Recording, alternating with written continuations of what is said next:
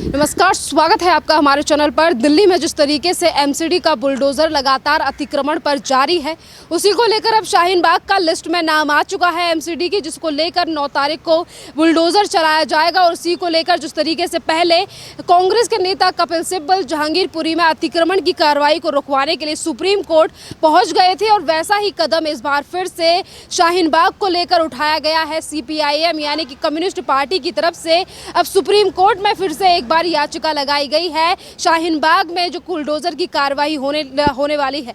मेरे साथ इस बात मौजूद है उमेश शर्मा सर, जो कि सुप्रीम कोर्ट से एडवोकेट हैं। सर से जानते हैं इस पूरे मामले पर राय। सर, जिस तरीके से अतिक्रमण को लेकर एमसीडी एक्शन ले रही है, और वहीं दूसरी तरफ कांग्रेस कहें, पहले कांग्रेस और अब CPIM जैसी पार्टियां जो हैं वो सुप्रीम कोर्ट का रुख कर रही हैं कार्रवाई को रोकने के लिए। ये एक तरह से लीगल जो प्रोसीडिंग्स है उसमें रोड़ा अटकाने की बात कर रहे हैं। ये लोग अनडेमोक्रेटिक हैं, इलेक्शन ये हार चुके हैं, इनके पास कहीं कुछ नहीं है, कोई फॉलोइंग नहीं है, कोई लोग इनके साथ नहीं है। और ये जाहिर सी बात है कि कहीं ना कहीं विदेशी ताकतें हैं जो हमारे देश को डिस्टेबलाइज करने की जो कोशिश करती हैं, उनके एजेंट के रूप में ये काम कर रहे हैं।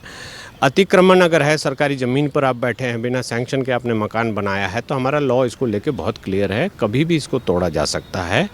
अगर आपका मकान बनाया है, आपने अनऑथराइज किसी सरकारी जगह पर बनाया है तो नोटिस देने की ज़रूरत नहीं है। अगर आपने अपनी जगह पर, प्राइवेट जगह पर अनऑथराइज कंस्ट्रक्शन किया है तो उसमें नोटिस की ज़रूरत है।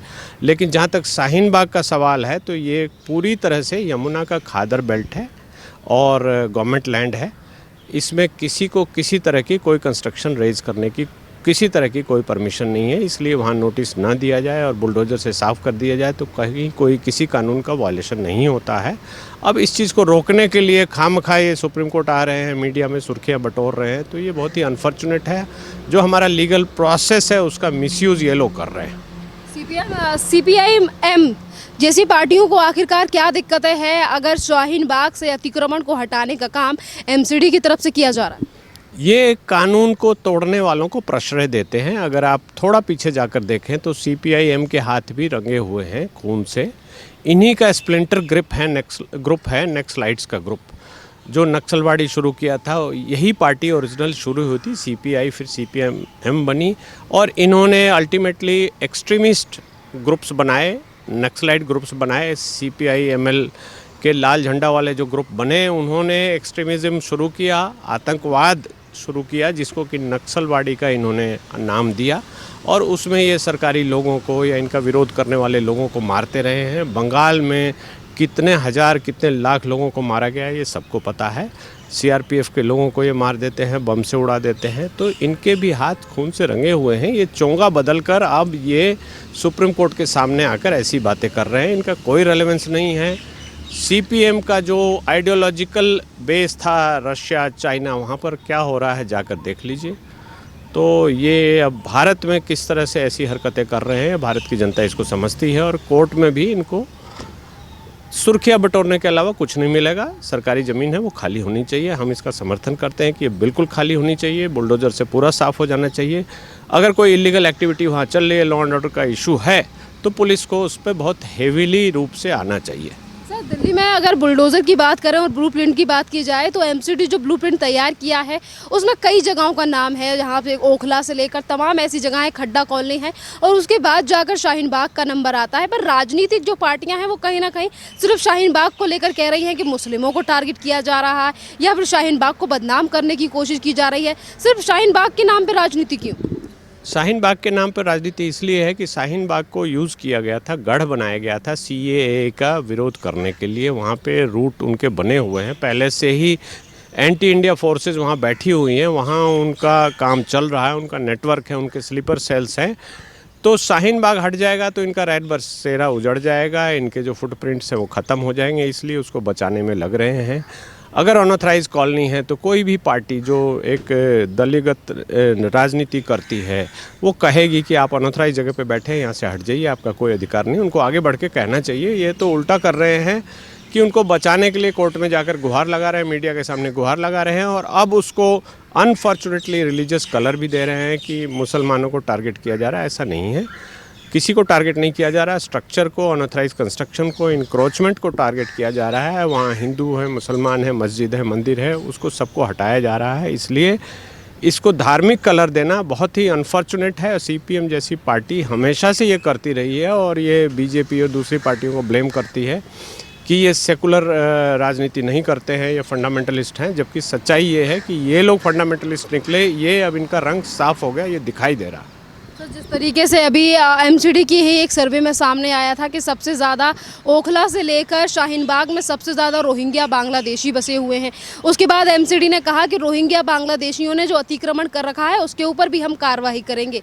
तभी से लेकर अमानतुल्लाह खान कभी कहते हैं कि हम किसी को नुकसान नहीं होने देंगे, तो फिर सीपीआई एम जैसी पार्टियाँ जो हैं वो कोर्ट का रुख करती हैं कि ये बुलडोज़र की कार्रवाई रुकनी चाहिए। तो क्या ये रोहिंग्याओं से प्यार है, इसीलिए शाहीन बाग के ऊपर राजनीति की जा रही है? हाँ, ये तो है। सीपीएम तो हमेशा विदेशी ताकतों से के इशारे पर चलती रही है।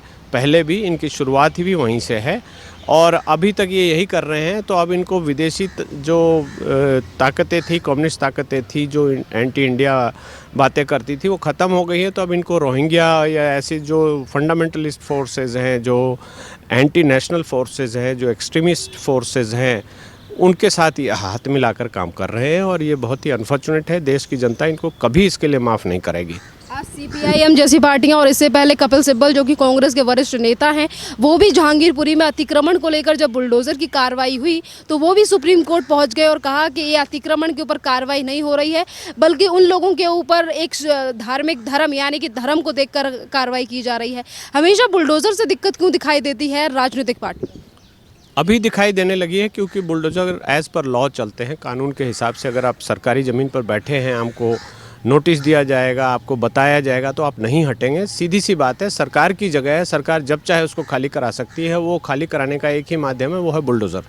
तो बुलडोज़र चला के खाली कर दो और जो सरकारी ज़मीन पर बैठे हैं उनको हटा दो। यही एक रास्ता बचा है। उसमें धर्म कहाँ से आता है, उसमें मंदिर मस्जिद कहाँ से आते हैं? जो भी अनऑथराइज कंस्ट्रक्शन है, जो भी इंक्रोचमेंट है, जो भी सरकारी ज़मीन पर बसे हैं, चाहे वो रोहिंग्या हो या कोई भी हो, उनको वहाँ रहने का कोई अधिकार नहीं है।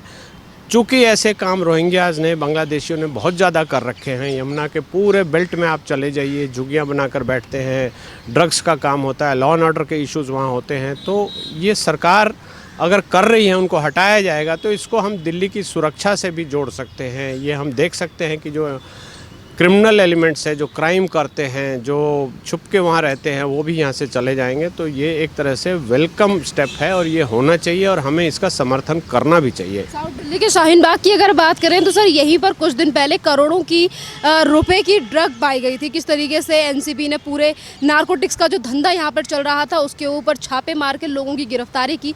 पाकिस्तान से लेकर अफगानिस्तान तक तार जुड़े हुए थे, दुबई से तक तार जुड़े हुए थे उन लोगों की जिनकी गिरफ्तारी की गई थी। तो कहीं ना कहीं जो एमसीडी की तरफ से कार्रवाई की जा रही है, तो इस तरीके से धंधे चलाने वाले लोगों के ऊपर भी एक चोट पड़ेगी। हाँ, पड़ेगी, पड़नी भी चाहिए।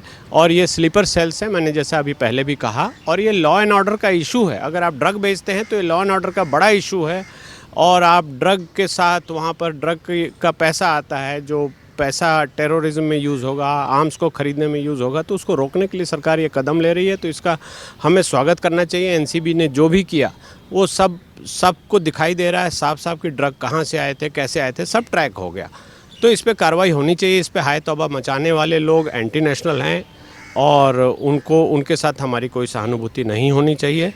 वो लोग कानून तोड़ने वालों को रोकने, प्रश्रय देने की कोशिश कर रहे हैं, जो कि एक डेमोक्रेटिक कंट्री में ऐसा नहीं है। जो कानून को तोड़ता है उसको सज़ा मिलनी चाहिए, उस पर कानूनी कार्रवाई होनी चाहिए।